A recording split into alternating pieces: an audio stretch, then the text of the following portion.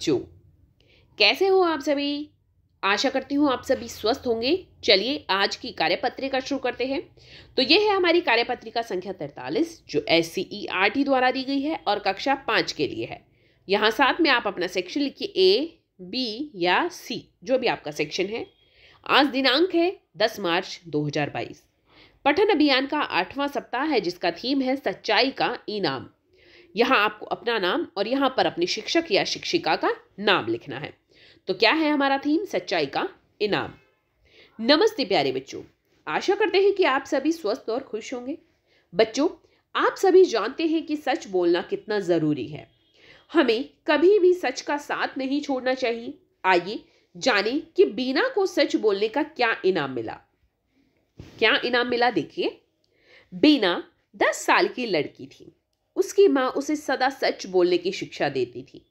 बीना की कक्षा में सभी उसे बहुत पसंद करते थे। एक दिन बीना और उसके दोस्त स्कूल में खेल रहे थे। खेलते हुए उन्हें स्कूल के गेट पर एक बटुआ मिला। उसमें बहुत सारे पैसे और ज़रूरी कागज़ थे। सभी दोस्तों ने सोचा कि वे उन पैसों से बहुत सी चीज़ें खरीद लेंगे। बीना के मन में भी कुछ लालच आ रहा था। उसे समझ नहीं आ रहा था कि क्या करे। 2 दिन बाद स्कूल में गणतंत्र दिवस पर विशेष समारोह था। उस समारोह के मुख्य अतिथि एक बहुत बड़े अखबार के संपादक थे। जब उन्होंने अपने भाषण में बताया कि वे अपने अखबार में सच्ची खबरें छापने के लिए जेल भी जा चुके हैं, तब बीना के मन में चल रही हलचल भी खत्म हुई।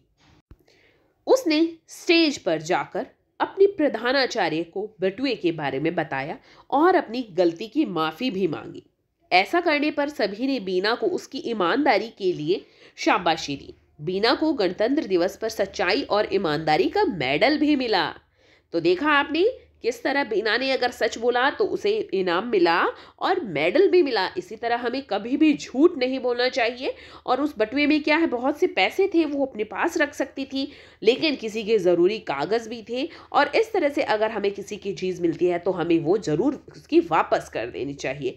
तो हमें कभी भी लालच नहीं करना चाहिए। चलिए अब देखते हैं कहानी से संबंधित प्रश्न। अगर बीना सच नहीं बोल पाती तो क्या होता? कल्पना कीजिए और उत्तर अपनी कॉपी में लिखिए। तो यहाँ पर इसका उत्तर आपको अपनी कॉपी में लिखना है। तो सबसे पहले कल्पना आपको करनी है। आप कल्पना करके कोई भी उत्तर लिख सकते हैं। जैसे मैं कल्पना कर पा रही हूँ कि अगर बीना सच नहीं बोलती तो क्या होता। देखिए इस तरह आप लिख सकते हैं कि अगर बीना सच नहीं बोल पाती तो यह बात उसके मन में हमेशा के लिए बोझ बनकर रह जाती। यह बात कर देना आप, यह बात उसके मन में हमेशा के लिए बोझ बन जाती, क्योंकि वो क्या करती थी, हमेशा सच बोलती थी और उस दिन वह सच नहीं बोल पाई तो उसके मन में ये एक बोझ बन जाता। अगर आप किसी और उत्तर की कल्पना कर सकते हैं कि वो अगर सच नहीं बोलती तो क्या होता, तो आप वो भी अपनी कॉपी में लिख सकते हैं। प्रश्न 2, अगर आपको इनाम में 100 रुपये मिले तो आप उनका क्या इस्तेमाल करेंगे? तो देखिए इसका उत्तर आप स्वयं लिखिए कि अगर आपको इनाम में 100 रुपये मिले तो आप उनका क्या इस्तेमाल करेंगे, क्या उससे खरीदना चाहेंगे या किसी को इनाम किस प्रकार देना चाहेंगे, कोई उपहार देना चाहेंगे, तो आप उन 100 रुपये का क्या करेंगे वो आप स्वयं यहाँ पर लिखिए। तीसरा प्रश्न है, अखबार के संपादक बीना की कहानी को अपने अखबार में प्रकाशित करना चाहते हैं। क्या आप बीना की कहानी को अपने शब्दों में लिखकर संपादक की मदद कर सकते हैं? तो देखिए यहाँ पर आपको पूरी कहानी दी है, इसको अपने शब्दों में लिखना है। तो आप अपने तरीके से लिख सकते हैं कि बीना एक 10 साल की लड़की थी, वह हमेशा सच बोलती थी। एक दिन स्कूल में खेलते हुए उसे एक स्कूल के गेट पर एक बटुआ मिला। उसमें बहुत से पैसे और कागज़ थे। दोस्तों के कहने पर बीना के मन में भी लालच आ गया।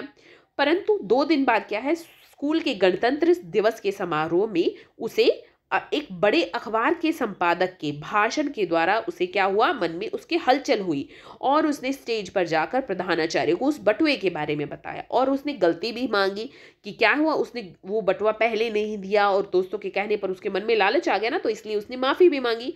और फिर क्या हुआ, उसको बीना को उसकी ईमानदारी के लिए क्या मिला, ईमानदारी का मेडल भी मिला। तो आप इस तरह से इस कहानी को लिख सकते हैं। किसकी मदद कर सकते हैं? संपादक की मदद कर सकते हैं लिखकर। आओ बातचीत करें। प्यारे बच्चों, साथ दिए गए चित्र को ध्यान से देखिए। आपको क्या लगता है चित्र में दिख रही लड़की क्या सोच रही होगी? अनुमान लगाकर उसके संवाद या बातचीत को ऊंची आवाज़ में बोलिए और अपने अध्यापक या अध्यापिका को बताइए। तो यहाँ पर आपको इसके संवाद लिखने नहीं है, सिर्फ बोलकर अपने अध्यापक या अध्यापिका को बतानी है। अब मुझे ऐसा लग रहा है जैसे ये लड़की क्या सोच रही है, इस लड़की को अपना गाँव, वहाँ की खेत और वहाँ की रोटी बहुत पसंद आ रही होगी, बहुत याद आ रही होगी। तो क्या कर सकते हैं, हम बता सकते हैं कि मुझे अपने गाँव, वहाँ के खेत और वहाँ की खाने की बहुत याद आ रही है। अगर आप कोई और अनुमान लगाकर संवाद या बातचीत को बता सकते हैं तो आप वो भी अपने अध्यापक या अध्यापिका को बता दीजिए। अभिभावकों के लिए सुझाव है, बच्चों को बताइए कि अपनी गलती को मानकर सुधारना भी एक बहादुरी का काम है। कि जब हमसे कोई गलती हो जाती है, हम उसे मान लेते हैं और उसे सुधारते हैं, तो ये भी एक बहादुरी का काम है।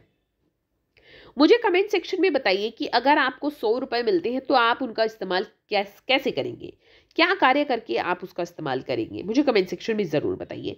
आज का कोविड का मैसेज है कि हमें अपने हाथों को साबुन व पानी से नियमित रूप से धोना चाहिए, तभी हम कोविड से सुरक्षित रह सकते हैं।